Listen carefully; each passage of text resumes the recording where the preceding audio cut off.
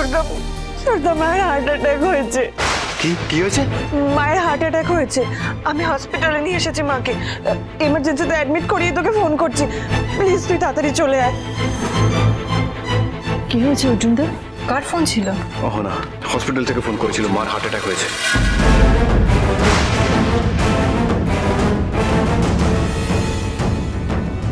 পিতার heart attack? হ্যাঁ খোকা, আমি হসপিটালে যাচ্ছি। আমিও যাবো তোমার সঙ্গে। চল।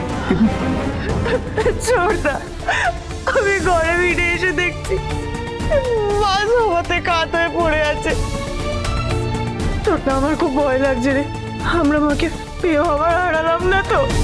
অহনা ম্যামের এখন কি অবস্থা, মানে ডাক্তার কি বলছে?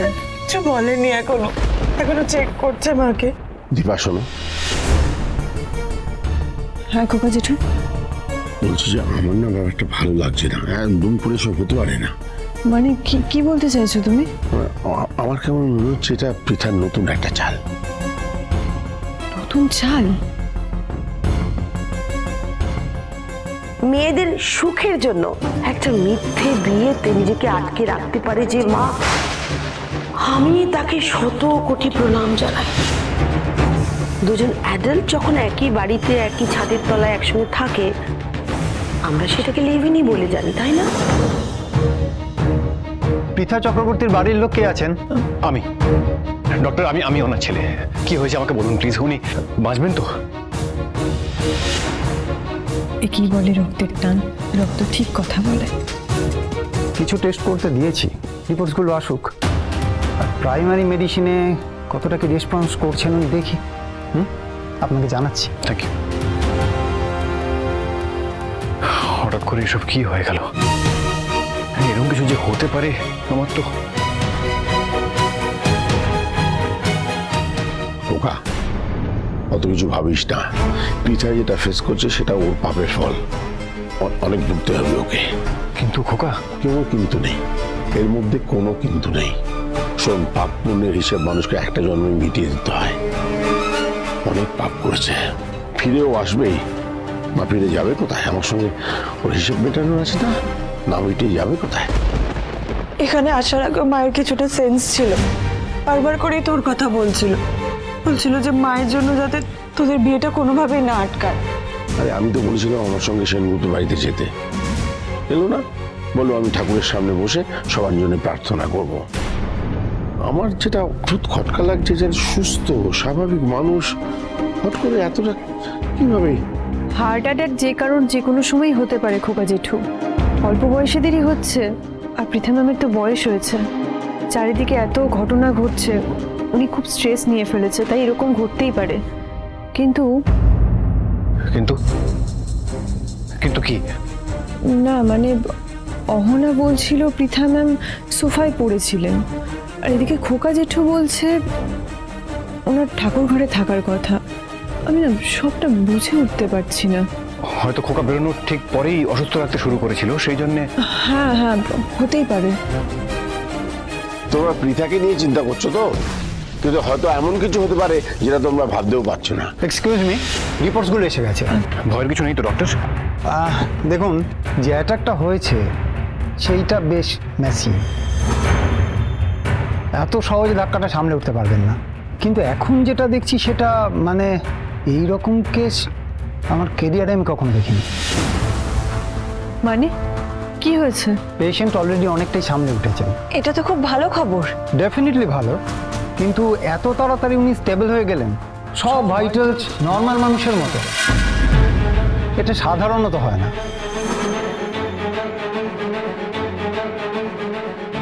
আগে যদি কোনো ফরেন সাবস্টেন্সের জন্য এটা হয়,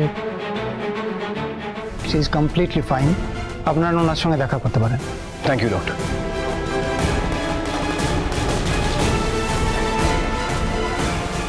এখন আমার কেমন অদ্ভুত লাগছে, কোথায় যেন কিছু মিলছে না। মেয়েটাকে কত বড় মুখ করে বললাম এবার থেকে সব কিছু ঠিক হয়ে যাবে, আর দেখো তারপরেই এত বড় একটা বাধা পড়লো। এ তো হওয়ারই ছিল। অত সহজ সব? অন্যের পরিবারকে ভাসিয়ে নিজের সংসার করার স্বপ্ন দেখছিল না? দেখুক এবার, দেখুক দেখুক। ছোট ম্যাডাম, আগে আমি কথা বেশি বলতাম তো, তাই সবাই রাগ করতো, বলতো আমার নাকি মাত্রা জ্ঞান নেই। আপনিও বলতেন। হঠাৎ করে আপনার কি হলো? অন্যের খারাপ চাইলে সবচাইতে বেশি খারাপ নিজের হয়, তার জলজান্ত প্রমাণ আমি আপনার সামনে দাঁড়িয়ে আছি। আপনি আমার সাথে এভাবে কথা বলবেন না। আমি আপনার সঙ্গে ঠিক এভাবেই কথা বলবো, একবার নয় 100 বার 1000 বার বলবো। যতবার আমার মেয়ের সম্পর্কে খারাপ কথা বলবেন ততবার বলবো। বাড়ি বয়ে অভিশাপ দিয়ে এসেছিলেন। আমার দীপা যখন রাস্তা রাস্তায় মেয়েকে নিয়ে ঘুরছিল তখন আপনি কোথায় ছিলেন? উর্মি, তোমার মাকে চুপ করতে বলো। লিমিট ছাড়ি কথা বলছেন উনি। উর্মির মা? উর্মির মা তোমার কে হন বাবা? আমি আপনার সাথে কোনো কথা বাড়াতেই চাই না, বুঝতে পারছেন? যা বাড়াবাড়ি করার করে ফেলেছো তুমি আর তোমার কাকিয়া। কোনো বোধ আছে তোদের? কি বলছিস, কি ভাবছিস, কি করছিস? প্রতীক, তুমি না সব সময় ওদের হয়ে কথা বলেই যাচ্ছ।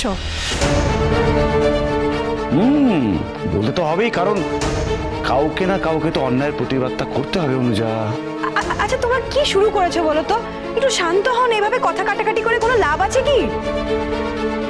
লাভ ক্ষতি বলবো না, কিন্তু একটা কথা বলবো, এরা না মানে এরা এরা সহ্য করতে পারে না দীপা। ভালো থাকলে এরা সহ্য করতে পারে না, এরা চায় না দীপা ভালো থাকুক।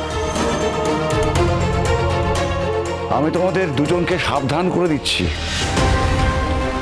যদি কোনোভাবে দীপার এই বিয়েটা পণ্ড হয়, আমি কিন্তু তোমাদের কাউকে ক্ষমা করব না। কেন?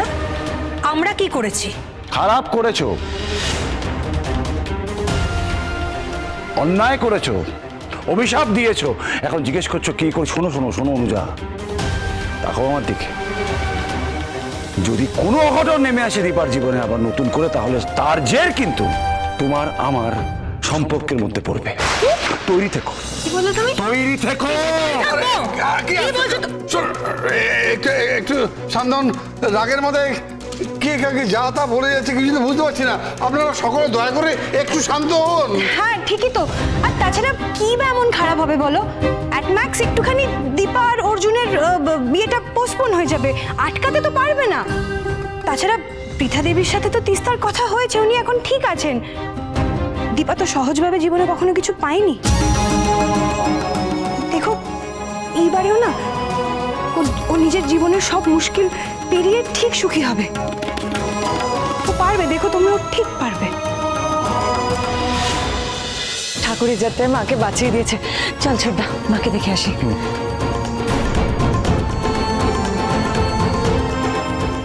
দীপা, কি ভাবছিস? না, হয়তো ওর মনে কোনো খটকা লেগেছে, হতেই পারে, তাই না দীপা? হ্যাঁ মানে ডাক্তার যে কথাগুলো বলে গেলেন, তারপর মার হয়তো কিছু জিনিস খারাপ আছে, কিন্তু আমরা মাকে যেমনটা ভাবছি মা পুরো তেমনটা নয় রে। মা বারবার করে তোদের বিয়ের কথা বলছে। আমরা অমানুষ নই না, দরকার হলে আমরা ওয়েট করব। না না, ডক্টর তো বললো আমরা এখন দেখা করতে যেতে পারি। আমি দেখা করার কথা বলছি না, আমাদের বিয়ের কথা বলছি।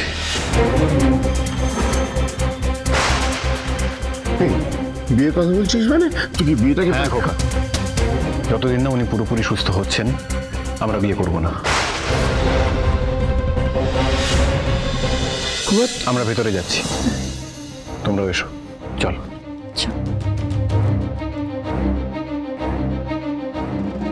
পৃথা ঠিক এটাই চায়, আর অর্জুন সেই ভুলটাই করলো। দীপা, অর্জুন এখন আমার কথা শুনবে না, তুমি বোঝাও ওকে, এটা একটা ফাঁদ। এখন বিয়ে পিছিয়ে দিলে হয়তো বিয়ে নিয়ে পরে অন্য কোনো গন্ডগোল হতে পারে। কি ভাবছো? না, একবার দেখে আসি ওনাকে, কি অবস্থা ওনার, আমাদের দেখা উচিত।